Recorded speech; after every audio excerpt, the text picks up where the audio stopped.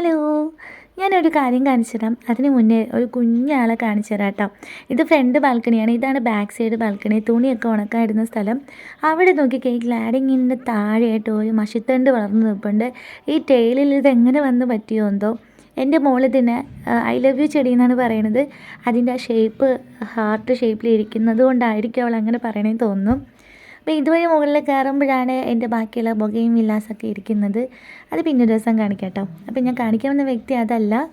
കഴിഞ്ഞ ദിവസം ഞങ്ങൾ കടയിൽ പോയപ്പോഴത്തേക്കും ഒരു ഗാർഡനിൽ ഈ ഒരു ചെടി കണ്ടു. അപ്പം ഫസ്റ്റ് ഞാൻ നോക്കിയപ്പോഴത്തേക്കും ഇതുവരെ ശ്രദ്ധിച്ചിട്ടില്ല എൻ്റെ കയ്യിലുള്ള ഈ ചെടിയുടെ ലീഫ്. ഇത് എപ്പോഴും എനിക്കിങ്ങനെ ഈ സൈഡ് ഒരുമാതിരി വെട്ടി വെച്ചതുപോലെയാണ് ഇരിക്കുന്നത്, ഇങ്ങനെ റൗണ്ട് ഷേപ്പാണ്.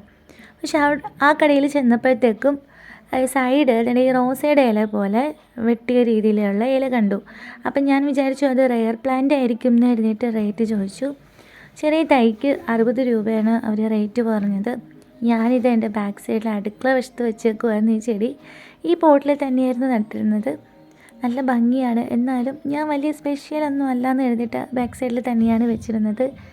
അപ്പോൾ അതിൻ്റെ വിലയും അതിൻ്റെ ഭംഗിയും കണ്ടപ്പോൾ ഇതാ പൊക്കിക്കൊണ്ട് വെച്ചിട്ടുണ്ട്.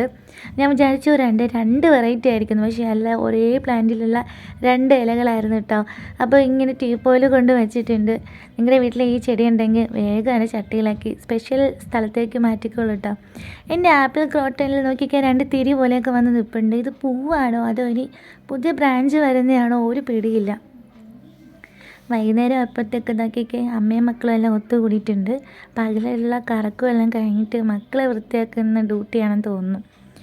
ഈ സ്നേഹം കാണുമ്പോഴത്തേക്ക് ഇവിടെ നോട്ടിച്ച് വിടാനും തോന്നില്ല, അതാ ഒരു കാര്യം. ഞാൻ വേറൊരാളെ കാണിച്ചു തരാം. കുറേ നാളത്തെ കാത്തിരിപ്പിന് ശേഷം എന്നെ കണിക്കൊന്ന ചെടി വിരിഞ്ഞിരിക്കുന്നു. എനിക്ക് മഞ്ഞ പൂക്കൾ ഭയങ്കര ഇഷ്ടമാണ്.